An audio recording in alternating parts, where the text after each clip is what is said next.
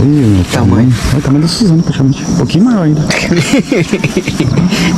Como que é o nome da madeira? Punha. Pupunha. É, Palmito. Pindó. Pindoró. Ó, feito da pupunha, ó. Madeira Pupunha é palmito.